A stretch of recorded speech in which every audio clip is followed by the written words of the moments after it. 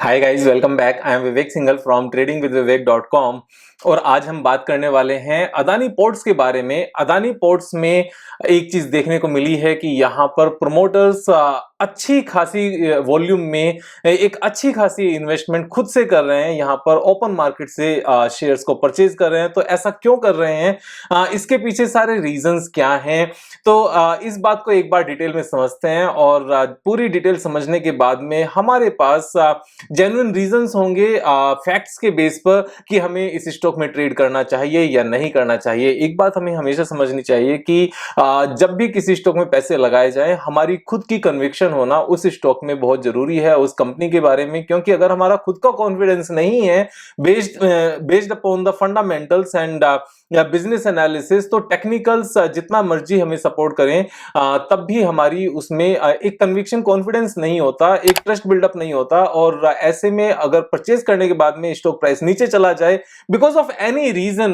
वो रीजन हमारा outside factor भी हो सकता है, जैसे रशिया यूक्रेन वॉर है, और या फिर किसी भी रीजन से इन्फ्लेशन की वजह से मार्केट नीचे आ जाए, तो उस टाइम पर हम होल्ड नहीं कर पाते क्योंकि हमने फंडामेंटल्स को नहीं समझा होता, हमने फाइनेंशियल्स को नहीं समझा होता। तो यहां पर सभी चीजों को समझने के बाद में आप अपना डिसीजन लेना। तो वो क्या रीजंस हैं, मैं यहां पर आपके सामने डिस्कस करने वाला हूं। एक बार स्क्रीन पर चलते हैं।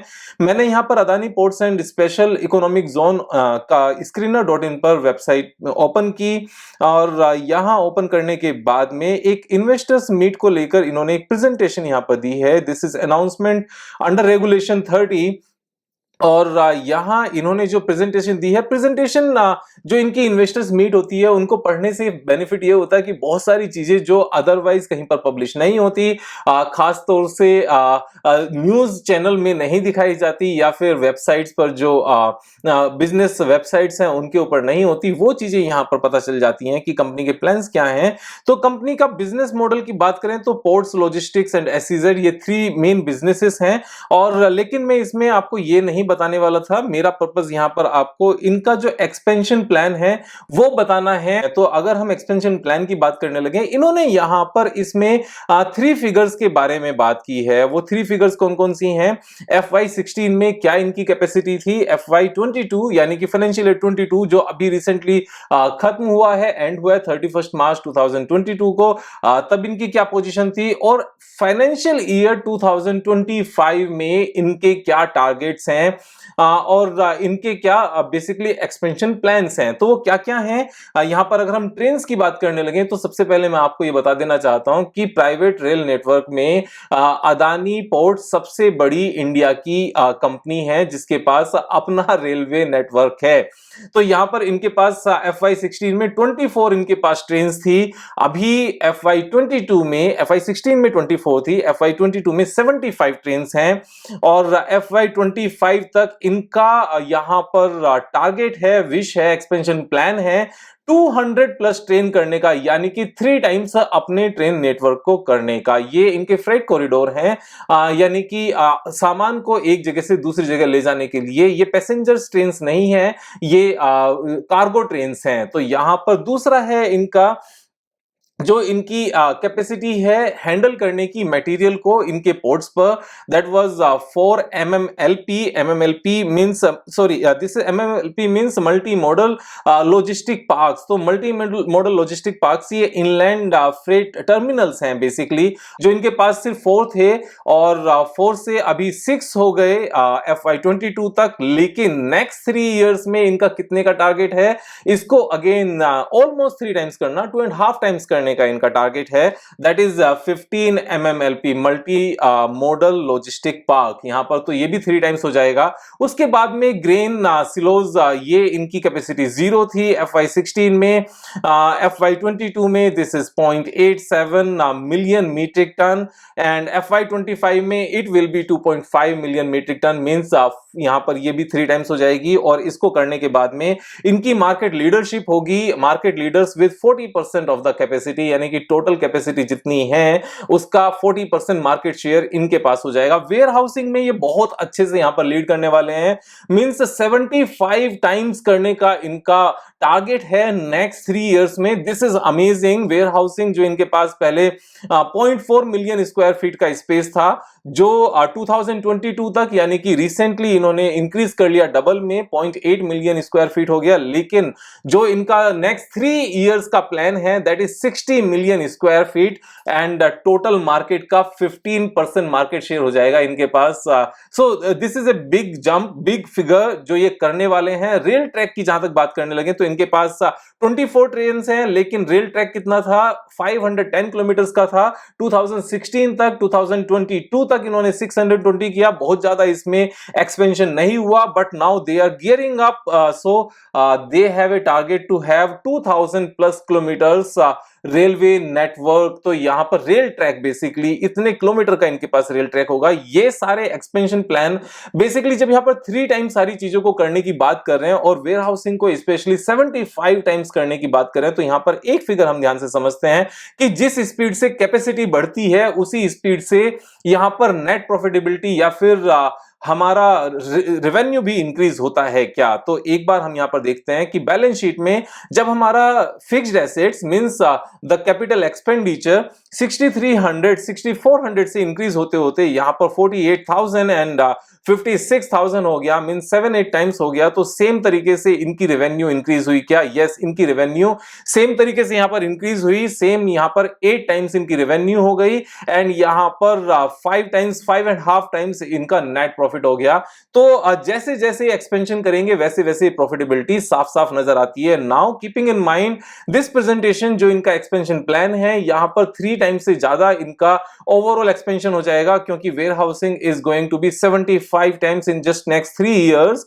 तो यहां पर नेट प्रॉफिटेबिलिटी भी 3 टाइम्स होना, इस हिसाब से जो पास्ट ट्रैक रिकॉर्ड देखा जाता है उस हिसाब से यहां पर 3 टाइम्स हो सकता है। तो अगर 3 इयर्स में इनका नेट प्रॉफिट यहां पर 3 टाइम्स हो सकता है and currently this stock is trading at a PE of 28, तो अगर सेम पीई मेंटेन हो 3 इयर्स के बाद 3 इयर्स में इनका नेट प्रॉफिट यहां पर 3 गुना हो जाए, तो यहां पर स्टॉक प्राइस भी उस हिसाब से 3 टाइम्स बैठता है नेक्स्ट 3 इयर्स में। सो 3 इयर्स में यहां पर सब कुछ 3 टाइम्स हो जाना is a very good opportunity data के बेस पर। और यहां पर हम इस बात को मानकर चल रहे हैं कि जिस तरह से मार्केट अभी ऑलरेडी डाउन है तो इससे बहुत ज्यादा डाउन नहीं जाएगी, और डाउन जाएगी तो वापस से बाउंस बैक करेगी। We are not talking about any kind of recession kind of situation जिसमें स्टॉक यहां पर लंबे टाइम तक एक ही रेंज में रह सकते हैं। हम नॉर्मल मार्केट सिचुएशन की बात कर रहे हैं। अब यहां पर इन सब चीजों को ध्यान में रखते हुए हमें कैसे पता चलेगा कि यहां इन्होंने प्रमोटर्स ने परचेजिंग की है या नहीं की है। तो बैलेंस शीट में हम जाते हैं, शेयर होल्डिंग पैटर्न में जाते हैं बेसिकली। तो अगर हम यहां पर शेयर होल्डिंग पैटर्न की बात करते हैं तो शेयर होल्डिंग पैटर्न में हम साफ साफ देख सकते हैं कि 63.83% से इनकी शेयर होल्डिंग इंक्रीज होकर 65.55% हो गई है। यहां पर प्रमोटर्स ने अपनी हिस्सेदारी बढ़ाई है और प्रमोटर्स ने अपनी हिस्सेदारी लगातार बढ़ाई है इस कंपनी में। 62.3 से इंक्रीज होते होते अभी 65.55% हो गई है प्रमोटर्स की हिस्सेदारी। और इन सब चीजों का यहां पर टोटल इंपैक्ट क्या आता है? इंपैक्ट यही आता है कि यहां पर 3 टाइम्स अगर एक्सपेंशन होता है, जो इन्होंने अपनी प्रेजेंटेशन में दी है, इन्वेस्टर मीट में यहां पर इस चीज को दिखाया। अब ये बात आती है कि विवेक भाई इस बात के ऊपर कितना विश्वास किया जाए। विश्वास करने की बात यह है कि ये ग्रुप लगातार एक्सपेंशन में है, लेकिन यहां पर रिस्क क्या निकल कर आता है कि अगर 3 टाइम्स अपनी कैपेसिटी को करते हैं इस तरीके से, तो ये पैसा कहां से आएगा? This is one important point. अगर ये बात करें कि पैसा कहां से आएगा, तो अभी अगर हम देखने लगे कि डेट इक्विटी रेशियो इनका कितना है, दिस इज 1.24 टाइम्स यानी कि 124%। और क्योंकि ये बहुत ज्यादा कैपिटल इंटेंसिव इंडस्ट्री है, तो अगर ये यहां पर 2.5 तक जाते हैं या फिर 3 मल्टीपल तक भी जाते हैं, तो कैपिटल इंटेंसिव इंडस्ट्री में इतना होना चलता है। किस तरीके से, मैं वो आपको बता देता हूं। जैसे भारतीय एयरटेल है, भारतीय एयरटेल के केस में ये डेट इक्विटी रेशियो कितना है? 2.55 है। क्यों? क्योंकि ये भी एक कैपिटल इंटेंसिव इंडस्ट्री है। अगर इस तरह की इंडस्ट्री में यहां पर एक्सपेंशन करना है तो लोन लेना पड़ेगा। अब यहां पर मैं ये बात बिल्कुल नहीं कर रहा हूं जैसे अदानी ग्रीन का सिनेरियो है। अदानी ग्रीन के केस में अगर आप देखोगे then debt is 20 times deals, तो वहां अभी अदानी पोर्ट इनकी इस ग्रुप की सबसे अच्छी कंपनी है वैल्यूएशन के बेस पर, दैट इज ओनली 28.6 पीई। साथ में अगर हम यहां पर डेट इक्विटी रेशियो देखें तो 1.24 टाइम्स है। तो यहां कहीं ना कहीं स्कोप है, लेकिन हमेशा जब भी लोन यहां पर बढ़ता है, डेट यहां पर बढ़ता है, तो कहीं ना कुछ रिस्क इन्वॉल्व होता है। तो ये जो एक्सपेंशन प्लान्स हैं वो हाई डेट को रिस्क को ध्यान में रखते हुए हैं कि अगर ये एक्सपेंशन प्लान पूरा इनको 3 इयर्स के अंदर अंदर लेकर आना है तो इतना पैसा मार्केट से प्रॉफिटेबिलिटी के रूप में जनरेट नहीं हो सकता। उसका रीजन है 1 ईयर का इनका प्रॉफिट कितना है। 1 ईयर का प्रॉफिट 4700 करोड़ रुपीस है, और 4700 crore rupees this is the net profit. साथ में जो डेप्रिसिएशन वाली अमाउंट है 2700 करोड़ रुपीस, ये पैसा क्योंकि हमने किसी को बाद में पे नहीं करना होता, this is an accounting entry. तो 4700 प्लस 2700 हम इन दोनों को ऐड करके यहां पर 7400 करोड़ यानी कि 7500 करोड़ रुपीस के आसपास का 1 ईयर का प्रॉफिट है। तो 3 इयर्स का अगर हम सेम प्रॉफिट मानकर चलें, थोड़ा सा इंक्रीमेंटल भी ले सकते हैं, तो अगर 3 इयर्स में कैश फ्लो यहां पर इस तरीके से 25,000 करोड़ के आसपास होता है, तो एक अच्छा खासा बैलेंस शीट में जो अभी इनके पास फिक्स्ड एसेट्स है, एक अच्छी खासा पैसा तो इनके पास खुद से ही जनरेट हो जाएगा।